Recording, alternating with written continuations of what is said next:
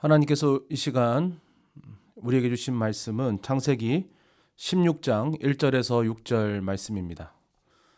아브라함의 아내 사레는 출산하지 못하였고 그에게 한 여종이 있으니 애굽 사람이요 이름은 하갈이라. 사레가 아브라함에게 이르되 여호와께서 내 출산을 허락하지 아니하셨으니 원하건대 내 여종에게 들어가라. 내가 혹 그로 말미암아 자녀를 얻을까 하노라 하매 아브라함이 사레의 말을 들으니라. 아브라함의 아내 사레가 그 여종 애굽 사람 하갈을 데려다가 그 남편 아브라함에게 첩으로 준 때는 아브라함이 가나안 땅에 거주한 지 10년 후였더라. 아브라함이 하갈과 동침하였더니 하갈이 임신하매 그가 자기의 임신함으로 알고 그의 여주인을 멸시한지라. 사레가 아브라함에게 이르되 내가 받는 모욕은 당신이 받아야 옳도다. 내가 나의 여종을 당신의 품에 두었거늘 그가 자기의 임신함을 알고 나를 멸시하니 당신과 나 사이에 여호와께서 판단하시기를 원하노라. 아브라함이 사레에게 이르되 당신의 여종은 당신의 수중에 있으니 당신의 눈에 좋을 대로 그에게 행하라 하매 사레가 하갈을 학대하였더니 하갈이 사레 앞에서 도망하였더라. 아멘.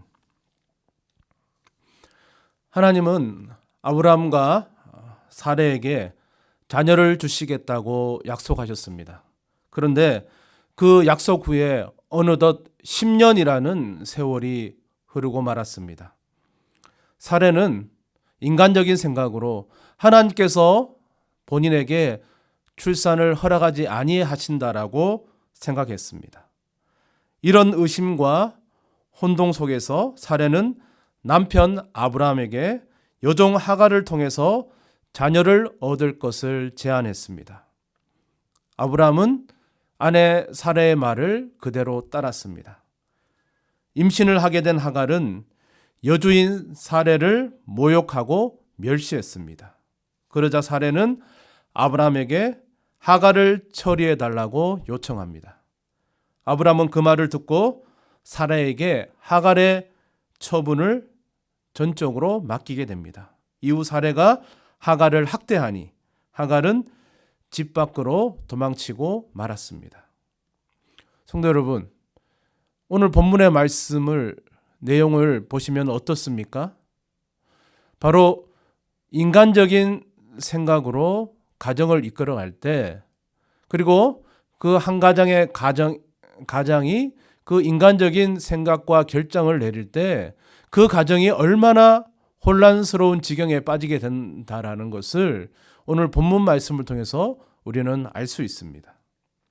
오늘 본문을 통해서 나누고 싶은 메시지는 이것입니다. 믿음의 사람 아브라함이 사레의 믿음 없는 말을 들었다라는 것입니다. 이 단어, 2절 말씀에 나오는 들었다라는 단어는 창세기 3장 17절에 아담이 하와의 말을 듣고 선악과를 먹었을 때 사용된 듣고의 이 단어와 동일한 단어입니다. 아브라함은 하나님의 음성보다 아내의 의견을 전적으로 수용했습니다.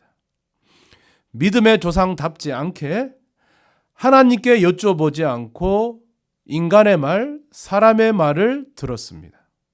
성도 여러분, 우리가 그리스도인이라면 마땅히 하나님의 음성에 귀 기울여야 합니다. 그렇다면 어떻게 하면 우리가 하나님의 음성, 성령님의 음성에 귀 기울여서 그 음성을 잘 듣고 따라갈 수 있는지를 오늘 본문 말씀을 통해서 살펴보도록 하겠습니다. 첫 번째는 우리는 성경을 읽어야 한다라는 것입니다. 하나님의 말씀으로 내가 충만할수록 우리에게 우리 주님의 음성이 잘 들려지게 되는 것입니다. 헨리 나우엔이라는 영성학자가 이렇게 말했습니다. 하나님의 말씀을 묵상하는 시간을 비우는 시간이자 채우는 시간이다라고 말했습니다. 무엇을 비웁니까? 내 것을 비우는 것이고 무엇을 채웁니까? 하나님의 것으로 채운다라는 것입니다. 즉 우리가 하나님의 말씀을 읽고 묵상하는 시간은 내 생각과 내 의견을 다 비워버리고 하나님의 생각으로 충만토록 만드는 시간이 바로 하나님의 말씀을 읽고 묵상하는 시간이다라는 것입니다. 그래서 사도 바울은 골로새서 3장 16절에서 이렇게 권면합니다. 그리스도의 말씀이 너희 속에 풍성히 거하도록 하라.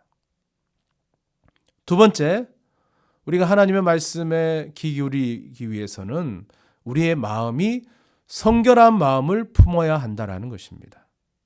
하나님의 뜻을 알려면 우리의 마음이 깨끗하고 순결해야 합니다. 마음이 청결한 자가 하나님을 본다라고 말씀하고 있습니다.